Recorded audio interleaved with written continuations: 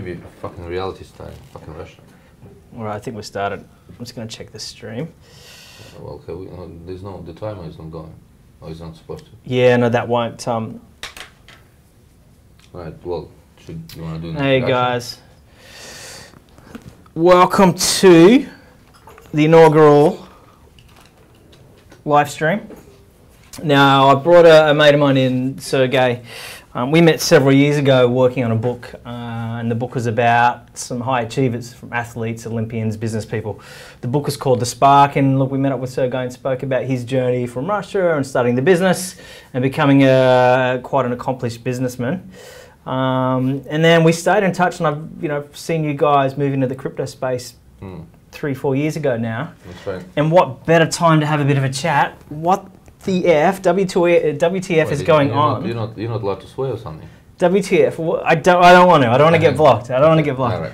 But what? I swear all the time. What the fluff is going on in the crypto space? It's everywhere. I've got Uber drivers giving me advice. Buy blockchain.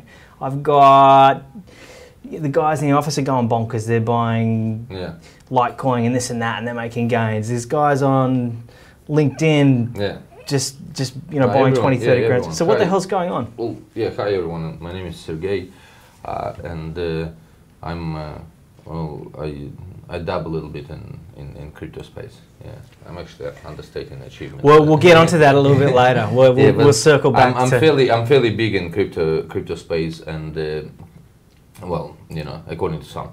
But besides the point, yeah, crypto is everywhere now, and people just losing nuts over it. And I mean, at the end of the day, what's happening is looking at the gains that Bitcoin has exhibited and all the other coins have shown.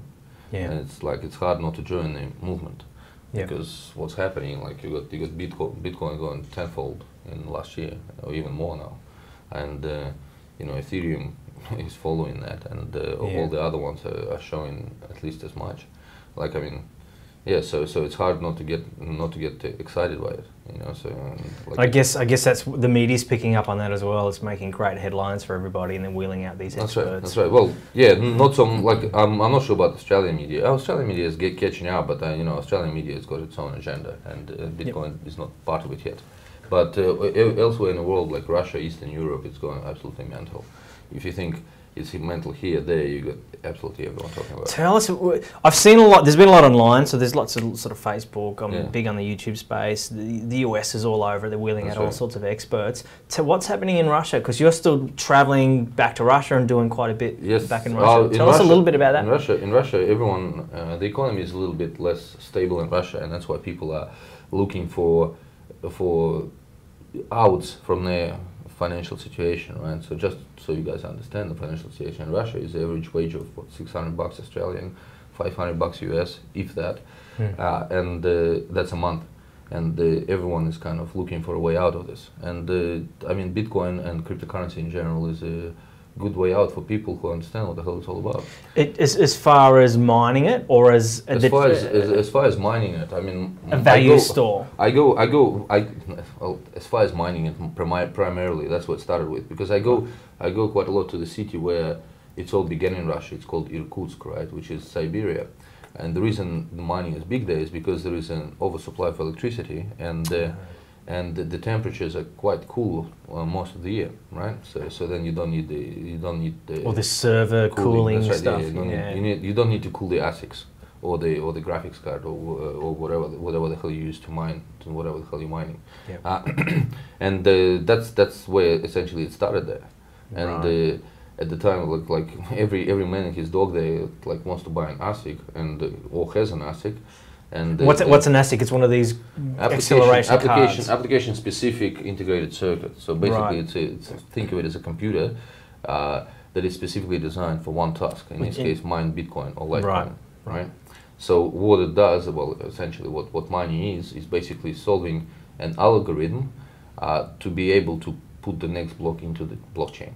Right, so that's essentially what this is, right? This is computations. That's right. So essentially, and you're rewarded. That's right. So and if your machine is the one that puts the next block into blockchain, you're rewarded. At the moment, I think it's 12.5 bitcoins for. I'm pretty sure. Well, I'm sure it's 12.5 bitcoins for each new block, right? So the current rate is what, 200 grand, 200 250 grand, right? Yeah. Okay. That's, Yeah, that's that's like huge. that's US, like 230 US. That's 300 grand Australian for each block sold. Yeah.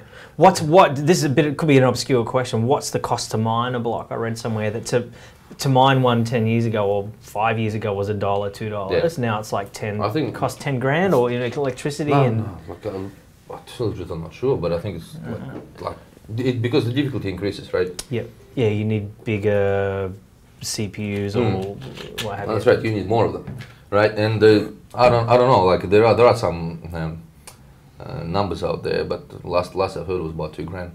Yeah. Okay. Right. We're all in Australia, by the way. That's why we all count everything in Australian dollars. Yeah. It's going to be too hard to do the currency conversion. That's right. Otherwise.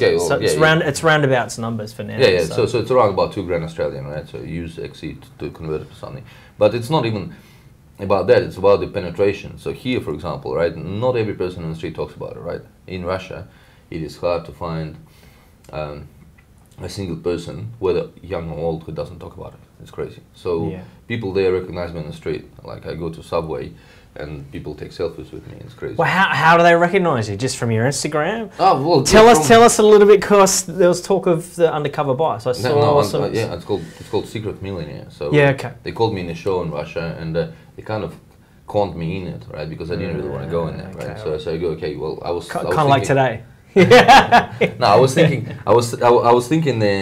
Basically, the girl was quite persuasive, right? And to come on. She wanted someone from Australia and who with Russian background, right? Yeah. And like I didn't want to kind of look at. Well, I told her no many times, right?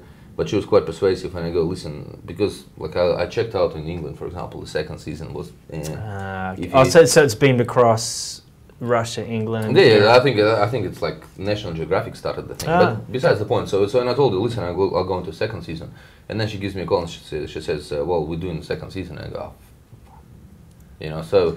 Well, I didn't really said what you think I said, but whatever. For all you guys are gonna bitch to YouTube about it, you can't even say bitch. Yeah. That's okay. Okay, we can roll through. All right, no. Guys, grow up. All right, this is So she kind of conned me in it, and it was fun. So I had to live 4 days on the street with like $20 off the bat. Right. And so it's like a rags to riches. They just put you out like a homeless. That's right. So and then I had to make the money, and and then I helped the people that helped me. So I gave away equivalent of about 50,000 Australian dollars. So you on the street $20 and you had to start from scratch and earn. Yeah, how did I haven't seen it. I'd love to see it. My Russian's not so good. How did you earn up? Like what was your that was crazy. What was your hustle? I took rubbish out to get $6. I killed a pig and then sold it for 20. Yeah, okay, quartered it up, butchered it. No, I didn't quarter it. I just killed it and sold it as a whole. Yeah, right. Well, I gutted it and then sold it as a whole. I mean, like I worked in a freaking rabbit farm. Okay. I pulled out some weeds for some people, like just like odd jobs, odd crap. But it was fun, and then snippets of that show became rather popular. So and that's not even that, and because like I have my Russian YouTube channel, and I'm friends with a few Russian bloggers, so they kind of it took its course, so to speak, so the whole thing was pretty cool. That's pretty interesting.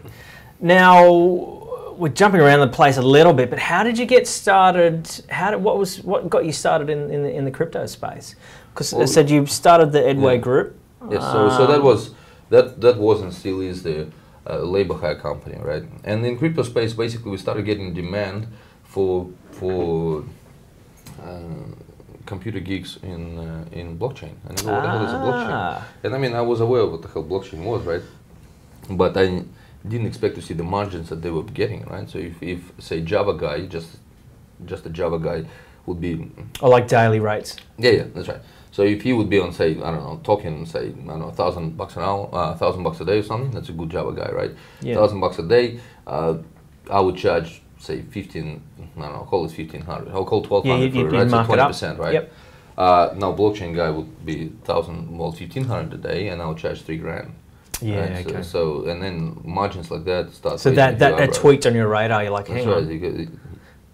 you gotta research into what the hell is going on, and yeah, so blockchain and cryptocurrency, here we come. Yeah, fantastic. So we've done with partners, we've done ICO. We were one of the first ones in Australia to do it. Well, that were physically in Australia, but not registered in Australia, so to speak. Yeah. And we've done, like, we have a currency called time. We're trying to tokenize people's work time and make it fair for people to get, like, to get paid that is appropriate to the 21st century, not like... When you told me that, it blew my mind. I thought it was an awesome idea. I didn't invest in any of it. I've missed the boat on all of this stuff, but it actually blew my mind, and I liked that it was underpinned with these Ithaca hours, and the white papers were really well done. I think one of the most creative things I've seen. That's right, yeah, we're actually redoing it at the moment. But in short, essentially, it's an Upwork or freelancer on blockchain for real-world professions, essentially. That's what it is. Okay. So with it comes... And one of the most exciting bits, and that's what blockchain allows you to do, is essentially continuous wage.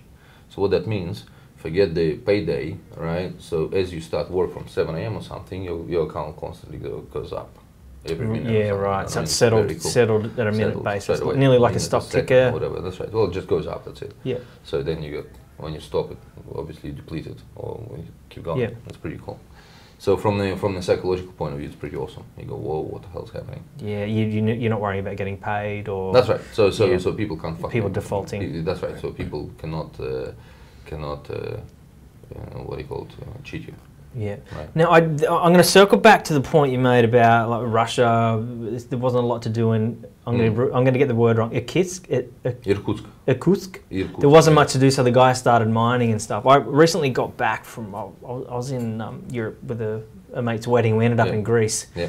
And I had a little chuckle at Greece. I was at the Greece Bunnings, and there's like 10 people standing around the ATM while Dad pulled $100 out of the ATM. Because of the austerity measures over there, you can only pull... I'm going to get the numbers wrong, but it's something like $100 a week. You can't pull your money out. That's right, that's right. And I then remember reading that people like Greece and Kenya and Venezuela and what have you were one of the first adopters of Bitcoin. That's right. So the government couldn't control their funds. Well, Is that part of what's happening now? That is part of what's happening. Like, at the end of the day, what Bitcoin is about distributing the wealth more equally without the bankers' involvement. And I can pay you directly, because at the moment... That's right. So think of it if I told you, say, back in '89, right? Oh, listen, there is such thing, so I can send you a picture without using a pigeon or postman. You would say, how the hell is it possible, right? I mean, like, forget about facts for a second, right? And you go, well, man, this is impossible. So without a third party, you couldn't send a mail or a picture. Having said that, up until recently, up until Bitcoin came along, it was impossible to send value without a third party.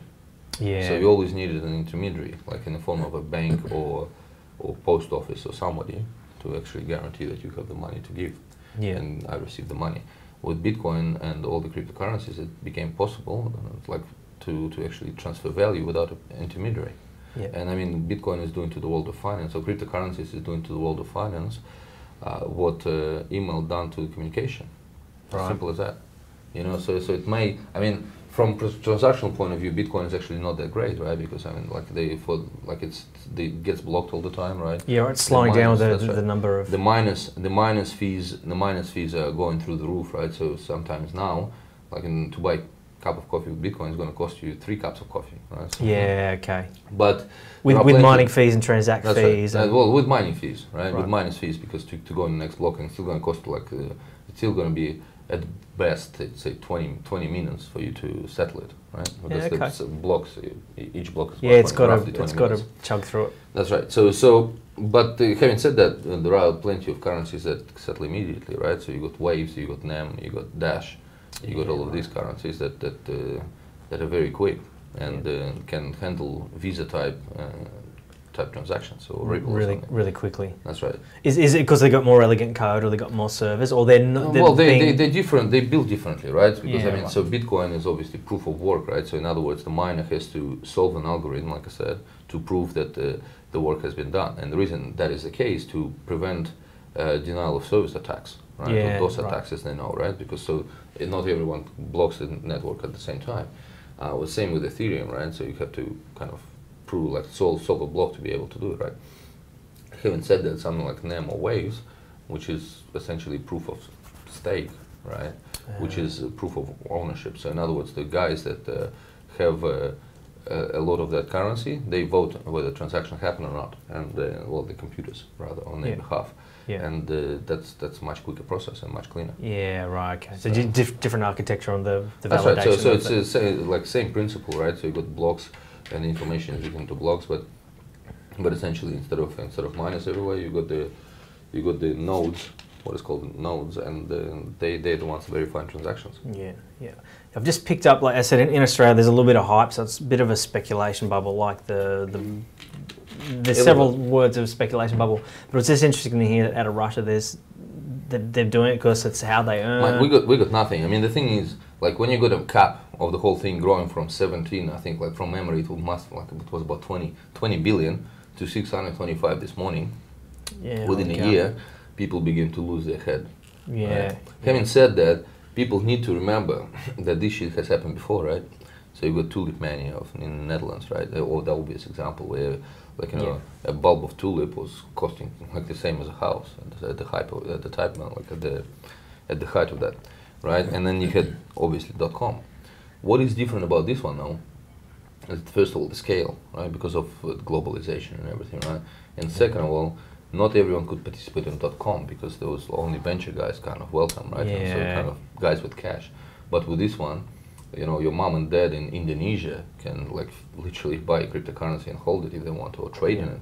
I'm not saying it's a good thing. In fact, it's a bad thing, because something like that, runaway, like, you know, runaway investor confidence, let's call it, right? Or runaway maybe investors actually doing themselves a massive disservice, or that's right, disservice. Yeah, a lot of risk. That's right, because I mean, like, if you're not qualified investor, or if you have no idea how to tell the difference between, say, Bitcoin and Ethereum, you probably should not be in the space. Yeah, and this isn't investment advice in any way, shape, or form. This is just having a chat. Like, so I don't want. That's right. And the thing is, with investment, when it comes to investment advice, I mean, this is anti-advice. What I'm saying is, and I've said it in Russia many times, if you struggle to understand the difference between Bitcoin or Ethereum or Dash or whatever the hell we're talking about, then you probably should not be in it. You know, so it's simple as that. Until you understand, and we cannot give you any investment advice without knowing your particular situation or financial goals. So, and that's actually a good thing that we have in Australia, that protects moms and dads from this shit. In Russia, for example, like, it's freaking ran away like you won't believe. And what happens is, so it's like the Wild West. It's just snake oil salesmen. That's right. There, what you're starting to get in China is the same, because there are no, say, anti-hawking laws, right, where you can't approach anyone to sell investment, right? What you're starting to get is pyramids on top of, like, using the word blockchain and Bitcoin, right? So it may not be a direct investment into Bitcoin. They just say, okay, well, this is backed by Bitcoin. That's why, like, you know, they get away with charging double the market rate of a Bitcoin. Excuse me. Yeah. So it's like, it's pretty wild. Mate, it's like the Wild West. It's like, and we just scratching the surface. That's the worst thing of all. I mean, like, the thing is, nobody wants to see these vertical graphs, right? In the sense that for us who's been in the industry for a long time, you know, like, it brings, to tell the truth, it brings a lot of negative attention. So the wrong sort of attention. You get the speculative bubble. Well, I mean, like, it's starting to look like a bubble a lot. Yeah. Right. Yeah. And the thing is, like, I like that. It's looking like a bubble a lot. Mate, I mean, if you come in, it's like, it doesn't matter if you came in, like, you know, at $400 a Bitcoin and now it's 20 grand. Yeah, you're laughing. But the problem comes when you came in at 20 and now it's 19 grand. Yeah. You know, so well, I've been having these chats this week with a range of different people, like, about shares, and we're trying to look at how do we value it. Do we value it like shares or stock market? Do we use the stochastic graphs, MACD stuff? Don't worry about it. It's like, at the moment. But the point is, the hunch was that it's so new we can't. There's also, don't worry about being new. There's also a shitload of insight on it. Right? Yeah, right. So yeah, there's talk of these whales and people moving things in the that's futures market. That's It's right. probably a good segue because I think the first futures market opened this December on the 10th. Well, 10th was the prelude for the 18th. It Yeah, just okay, opened all right. yesterday. I mean, at the end of the day, There's a couple articles saying the big short could be coming from the whales, whoever the whales are. well, I would agree with it, and the reason is because, well, it's much easier to short than long. And there's more upside shorting than long. Yeah, Right. I read an article hinting at That's that. Right. Yeah, well, like, you know, it's if you're Goldman Sachs or Merrill Lynch, and we're talking, like, mind you, we're talking about the freaking savvy bankers who have been through world financial crisis and all this other shit, right? And who know a little more about futures than just the word future, right? I mean, like, it's nothing short. Like, it wouldn't be that much difficult for them to say go in a short position. So in other words, take a future to the price will drop. to sell at a certain price, right? So, well, essentially to sell at a certain price, take a position to sell at a certain price, Yeah. and then release a news that their analyst fucking came up with a great epiphany that Bitcoin is all sham. Yeah, and like, at least in the right. short term, the price will drop down. You know, That's what a I mean? great point because it they has can some they can authority. be on the news straight away. And I mean, pick up the phone. still the truth. I mean, like, still the truth. Like, if I was them, I would do it. I mean, and they're in the business of doing stuff like that. Yeah, And yeah. they would love nothing more to say, you know what, we told you that this is bullshit. You Yeah. know, like if we talk about Greece or anything, like people are under the impression that their dollars or fiat currency means something. In fact, it means nothing. Well, it doesn't mean anything. I mean, like, as people of Greece have found out, and people of Venezuela and Zimbabwe. Yeah. I mean, like, you know, because what happens in any financial crisis, the banks will stop working, and ATMs will not spit out your cash. You can't pull your money out. That's You're So $1 million and you've worked your That's whole right. life. You're on your deathbed. It's now worth nothing. that's right. You So can't move it. essentially, the banks have a high, like, the banks are talking, or the banks are, because of fractional reserve banking, right? Like, we'll probably should explain it in the next video what the hell that is, right? Yeah. But because of that, the amount of liquid cash the banks are holding in Australia right now within 1%, mate. So of the declared, of the total deposits Yeah. that the banks apparently have, only 1% is liquid. Yeah. Right. So the rest is an asset, so they can't Well, move. that's right. They can't move them quick. So what that Yeah, means right. is, as soon as there is some sort of panic, everything gets closed. Yeah. Okay.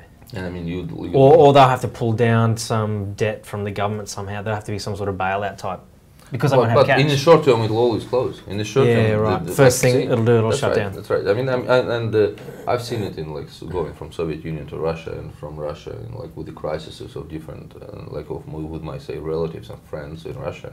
In, say, '98, it happened when Russia defaulted on its obligations, like, it's like a lot of people are mistaken that their currency means something. Having said that, that's why Bitcoin cryptocurrency is of value. The reason is because, I mean, in our economy, something is worth only as much as somebody else is willing to pay for it. True. Yeah. With Bitcoin, it's limited. The supply is limited, right? And you can always check how many have been printed per se. Yeah. And Right. another good thing about Bitcoin, and a lot of people don't understand that, Bitcoin or any other other cryptocurrencies are the only things in this world. And this, like, let's like, I'm gonna take a pause here, right? So that's Bitcoin or other cryptocurrencies are the only things in this world, first time in human history, that values or valuables that cannot be physically or otherwise be taken away from you. All right. So, for example, like, you know, a piece of gold, easy taken away, right? Piece of your health, easy taken away as well. Yeah. Freaking anything can be taken away You from could you. be put in the prison, That's right. your house, whatever. But say with Bitcoin, if you remember the seed, right, and nobody knows that this wallet is associated with you, well, forget it. You know, Yeah, that's the only thing that's going to be left when you think about it. It's crazy. It is pretty wild. That's what brings its value. That's what brings its value, and it's like it's essentially that's very important, right? Because like all of a sudden, 12 words, arbitrary 12 words, become very valuable. Yeah. And you know, and like that's like compared to what the banks are doing, that's very, very cool. Because once again, the banks and the banks are just gone too greedy for themselves. Essentially. Yeah, it's an interesting ecosystem that we've been stuck with, and I don't. It's the rise of crypto has been a great way to frame the modern banking industry. Right. All the pros and cons of it. But essentially, the humanity has been through all these crises before, right? Yeah. I mean, if we remember the Roman times, right, when there was silver coins or gold coins or something. So what used to happen? People used to, okay, you get a gold coin, a silver coin, you clip a little bit off, right? Yeah. I mean, thereby devaluing the nominal value of it, right? Which is exactly what happens with inflation. Yeah. Right? Just government dresses up real nice, and banks are freaking making it look real nice. But I mean, the fact stays that currently the only effective methods or way to control the economy, right, is, well, if you look at America, is quantitative easing, which is a fancy word for printing money. Printing more money. I mean, what? So once again, in human history, all humanity's knowledge came down to just simply printing more money.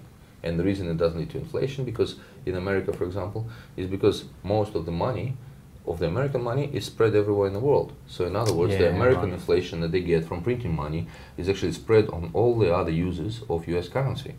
So that's international trade settlements, that's savings, that's everything, you know what I mean? That's the reserve currency holdings of, say, in China or Australia or whatever.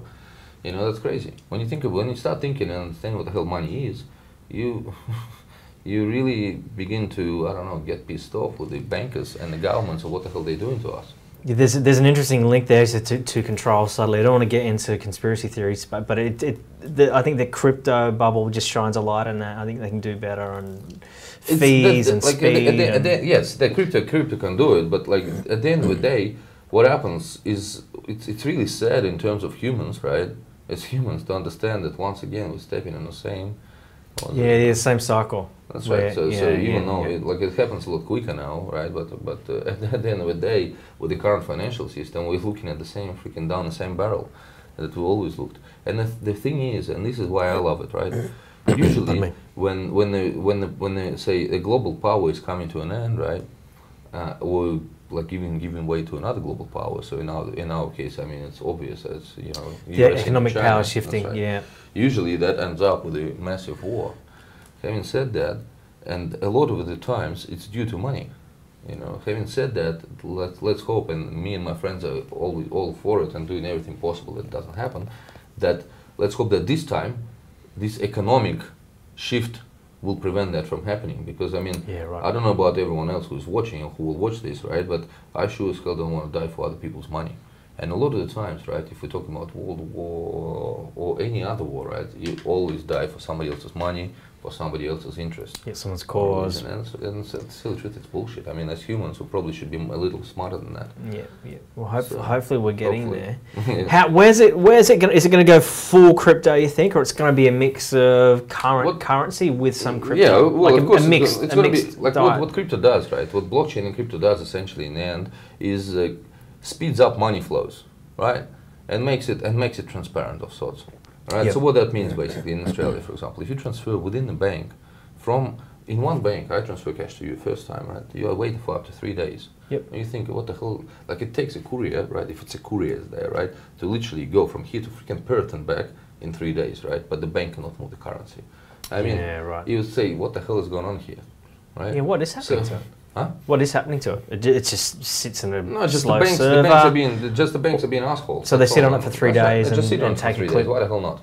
You know what I mean? Clearance. Clearinghouse. Like, I mean, what? It's because traditionally it's been checks, right? And if it's a check of a third-party bank, well, then strictly speaking, then maybe you need 3 days, right? Yeah. But nowadays, you know, nobody uses checks, or those who do, like, you know, well, you know, 3 days is acceptable for checks, let's call it. Yeah. Right? Plus, But electronic transfer. That's right. Plus, with technology and overnight settlement, I mean, check can be really settled pretty quick, but it's traditionally has been done that way.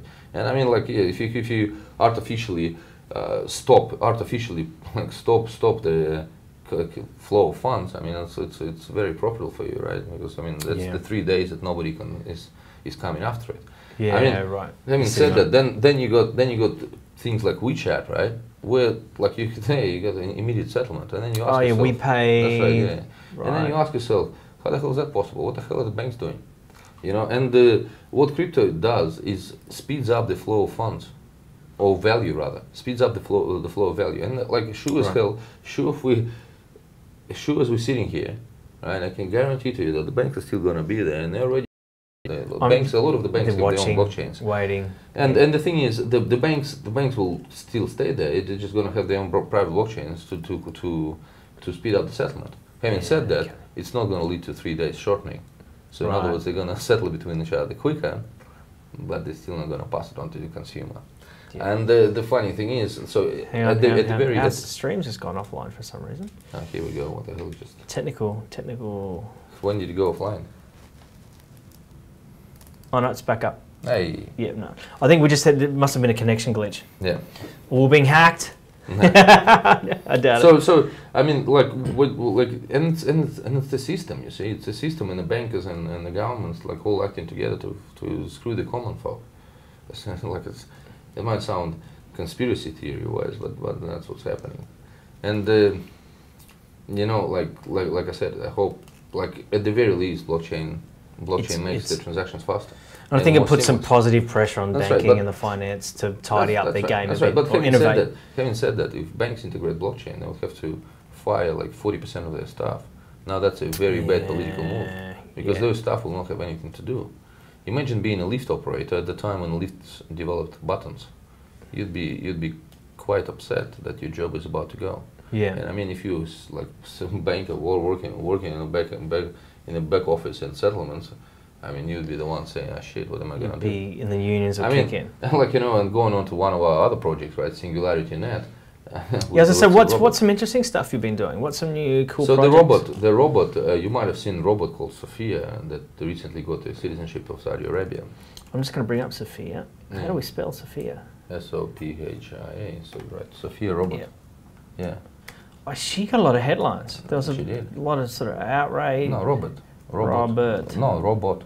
Ah, I'm going, wow, interesting last name. The Google is telling you, or whatever the hell you're using now. I'm on DuckDuckGo, they don't track my search queries. Yeah, DuckDuckGo. Let's have a look, we'll find some pictures of this this bird. Is this her? I'm just going to switch to the laptop. Yeah, okay. Yeah, that's her. She needs to do something about her hair though. No, that's intentional. That's intentional. Oh, right. So otherwise people lose track if you talk to them. Your mind begins to think it's a real human. Oh, you freak out. So it's just there to keep you. Yeah, okay. So what are you doing with? So we were one of the first investors into this, and we're trying to create AI as a service. So in other words, if like to bring robotics to a wider range of people. So what that means is essentially if you're a geek working in a garage on a say blinking module, right? So currently it would be to take you a long time to develop that. But what you can do, you can go to, well, essentially Sophia's brain, right, and download that module and pay in cryptocurrency for it for each action, and so you'd pay like a fraction of a cent in equivalent for each action of the robot, and that you're licensing her behavior. You don't have to create that. So yeah, or any AI. So I'm just using blinking as an example. Yeah. But you're using any AI service. So for example, you need AI to predict, I don't know, like to okay, let's use that. Okay, you need AI to predict where to plant the beans, so you get the highest yield on the field of beans. You know what I mean? Yeah. So, and for that module, you only pay for what you use. For what you use. So what is that, like? She's a prelude to what is called AI as a service. It's actually quite cool and awesome. I've got a picture of you on your Instagram here. You with Sophia. Yeah, that's right. Yeah. So I was carrying her in Moscow when she didn't have any legs. There was not enough time to prepare, so... Is she heavy? How did you get her around? 25 kilos. Okay, that's like a bag of cement in Aussie terms. Yeah. No, it gets you, like if you carry her for a kilometre like I did, it gets to you, you know. And how many Sophias are there? 13. So, yeah, right. There are 13 Sophias, and one of, like at the time when this one was in Russia, there was another one in Australia, and I think it got some exposure here.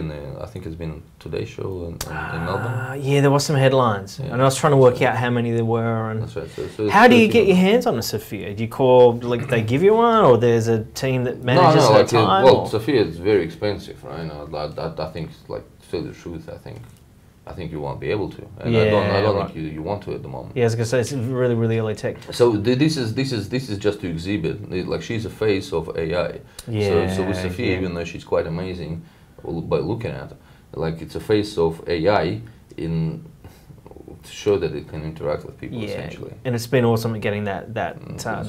So that was That was cool. Well, Now, just keeping an, it is. I'm just keeping an eye on time here, so that's our stream health. Everything's good. yeah. While we've got your Instagram up, tell us about your year. You've had an interesting year. First of all, everybody should subscribe to me. I've got some cool pictures in there. You have to. Now it's Sergei. You got it on the screen, Sergei right? Chrono. That's right. Yeah. So add Sergei Chrono. Yeah. CRCHRO. We're just going to scroll through, and you can talk us through some of these pictures. So I'm just going to go down to Sofia. You can just tell us. So where's this? You're with Sofia in. So that's Sofia in Russia, right? So we've done a tour in Russia with Sofia, right? And that was quite cool. And then basically, essentially, with a year in cryptocurrency, we're looking at a crazy year, and everything goes very, very fast here.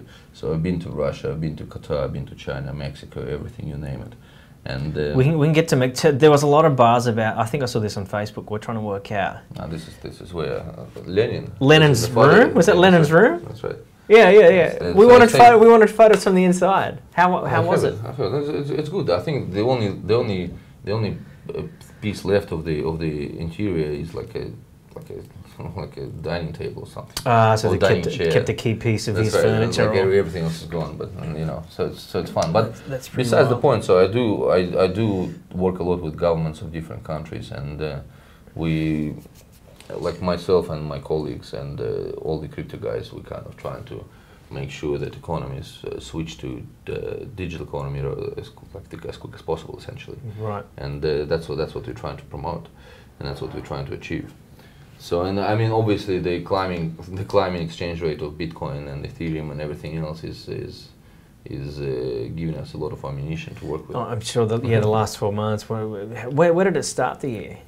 About 3,000 or something ridiculous. It started like 800, 900. It's gone to 20. I lost. It's blown my mind. My mind's totally, absolutely blown. Yeah, and you couldn't pick it. And so we've been having chats. People are talking about the smart money. This is my gut feel, and feel free to shoot me. I don't think there is smart money. I think the smart money were the crypto geeks who got in early. But crypto geeks, 2 or 3 years ago. What you got to understand here, right? And it's very, very important to understand this. Crypto geeks, right, and geeks have gone into it, and they didn't pay money to get it. They're the winners. They've mined it, so or they've earned it, or they got what their wage. Right. So in other words, they mined it, right? So and at the time, you just but then again, what you got to understand, and that's where all these stories about Pizza Guy and all these other guys with millions of dollars in crypto come. Yeah. It's very hard not to sell at 10,000, if you know what I mean. It's very hard if you got it at 30 cents. It's very hard not to sell at 1,000. I bet. It's very hard not to sell at 100 or 500. I know plenty of people who got it at the freaking 3 cents, right? Who sold it at $3, and I thought it was the best thing they ever did. And they were high-fiving. That's right. And at the end of the day, you can understand, you got everyone, unless you lived under a rock, it is very hard not to to hold it that long. So you reckon if someone got it at 3 cents, it probably sold by now? Ah, shit, yeah. There's not. No, they probably sold and then they bought again. Or they've kept mining or something. But the thing is, difficulty increases, so you need to obviously update the machine every freaking 6 months. But at the end of the day, what people don't understand, right? They say, okay, I can bet anyone in this good, anyone, right? If you got something at 3 cents, and you have the nerve to hold it for 10,000, mate. I mean, shit. It's a mental game. I traded some shares, and I thought I was getting a bit of a hot shot. So for me at the time, I put 30 grand in on these shares. I'm like, I'm gonna be super awesome. Yeah. And then went down from $1 down to 3 cents. Yeah. I nearly had a heart attack. I just. Yeah. I waited till it came back up, but it's that mental game of trying to hold and buy. That's right. So once again, so you got the geeks, right, who mined the shitload, and then who held it that long. But then now what you're starting to see, and that's what futures are doing. They essentially wrapping crypto in a product that institutional investors can and want to understand. Yeah, right. So a lot of institutional money have a mandate that allows them to invest in certain things or not to invest in certain things. You might want to switch back to this or what? Are we back to you were back on us. Okay. Or invest in certain things, and even if the smart money or the institutional money wants to go into cryptocurrency, they cannot. Right. But these futures allows them to do so. I mean, essentially, Actually, there were some headlines of some big US banks saying if any of our guys in crypto, we're going to fire them straight up. Yeah, the Jamie Dimon talking about it, right? Yeah. But the thing is, I mean, like I can bet that he's in his own private, 100%. Because I mean, when you think about it, like what fueled it from 1,000 up to 10,000 were a bunch of hedge fund managers who look at this and what the hell is going on here, right? Was that pre-futures hype? And pre-futures hype as well, but I said from 1,000 to 10,000, not from 10 to 20. There's a difference, right? So until 20,000, what fueled it was a bunch of, like, you know, if somebody comes to a hedge fund manager and says, look at this little asset, and they go, shit, well, the fund can't invest in it, but I can sink my bonus into it. Yeah. You know what I mean? So he thinks he's $1 million bonus or $100,000 bonus or whatever bonus he's got. And I guess they all get talking as well privately, like, guys, there's rumors of it, whatever. Right. So essentially, like, and that's what essentially fueled it up until now. And I mean, what I want to say is, institutional money is coming. You know, institutional money of superannuation funds and insurance companies and all these other usual players in the field are coming. And like for them, for example, a cap of what, 625 billion is child's play. I mean, Facebook is valued more than that. Yeah. Facebook itself, you know what I mean? So it's still a drop in the ocean. That's right. The floodgates haven't opened. That's right. So should the Uber drivers and so they're going to keep buying by the sounds of it, and hope that this thing goes up. The traditional understanding is when your newspaper salesman or shoe shining guy tells you to buy, you usually sell. That's a traditional understanding. And I've heard that from everyone, beginning at about 2000.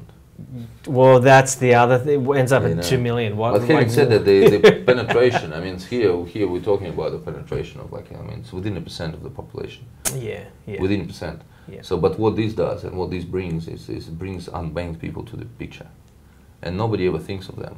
But, like, it's quite amazing that it does bring them here. And this time they're welcome to the party. Yeah. And I mean, this time we really do, like, and I represent a general crypto community. When I say this, is that we really want do everyone, like we really do want everyone to start looking into it. And I mean, like, and seeing how it can help your community or your, like, business or whatever you use, and like I want to be one of the first ones to say that, you know, like, that the unbanked people are welcome as well, and unbanked people. That's right. So people that don't have banks. People that for whatever reason cannot get bank accounts. So in other words, so if you're born in the middle of India, right? Yep. And you weren't registered and didn't receive your birth certificate, which is the case in a lot of places, right? You cannot get a bank account. Obviously, you miss out on all the pleasures of the current civilization, right? So credit cards or debit cards in this case, or whatever, you know what I mean?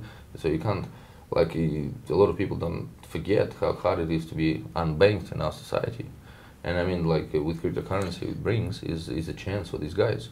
There's something like 1.5 billion, right? Not technically unbanked, but we get stuck in our first world bubble. That's right. And then I think it sounds like that's been a key part of that movement, is this unbanked people, right. unstable economies. Like 2 billion people. And the thing is, like, what I want to say, like at the moment, it's a debt-driven economy, right?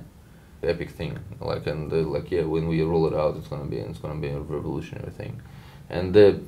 But when like, what I'm saying is that, like, people themselves go into this debt and all these other things to finance the lifestyle that they cannot afford and probably shouldn't be having. You should be trying. Yeah, agree. And, like, you know, it's an unhealthy cycle at times. It's an unhealthy cycle. I think Sydney's getting particularly unhealthy at times. It's getting weird. 1 bedroom unit's $1 million. It's crazy. It's like it's crazy. But then again, if the demand is there, supply will follow, right? True. I mean, like, it's the price. The price is mental. The price is here mental. Yeah, and the market decides. But once again, it's not even that. It's like, once again, it's a debt-driven economy. So all the money is created from debt, right? So somebody owes someone at the end of the day. Yeah. And you know, it's like it's really hard to kind of grasp. But, like, I mean, I urge everyone to start researching what the hell money is, to tell you the truth. Like, and, like, after that, start making your own conclusions about bitcoins or cryptocurrency. There's tons of great stuff, like podcasts and things online. I've been listening to a few recently. That's right. There was one I listened to 2 days ago. It's basically just trust. I trust that this note. That's right. And we're all in this little fantasy world. I trust that this note will be worth X, and I trust that this house will be worth X. We just established that note right, only goes as far as the distribution point of it, right, which is ATM. So in Greece, I mean, we can withdraw €100 or whatever the hell it is. It's like it's very difficult. But we're trusting. It's very easy to lose that trust. You know, yeah, like, we're lucky. I think that's part of our blinders at times. Are really lucky versus But we're only lucky. We're only lucky as far as the America brings their dollars. You know what I mean? Because like we're friends with America, right? And everyone's cheating, like is having their own little party, right? Yeah. But In a 30-year money on a ship that goes nowhere. That is going nowhere, and unless somebody pulls their finger out and realizes that. And I'd like to think that I and all the crypto guys are with me on this, right? And I know they are. That we on a ship to freaking nowhere, you know what I mean? And like just like we're pushing the can down the road.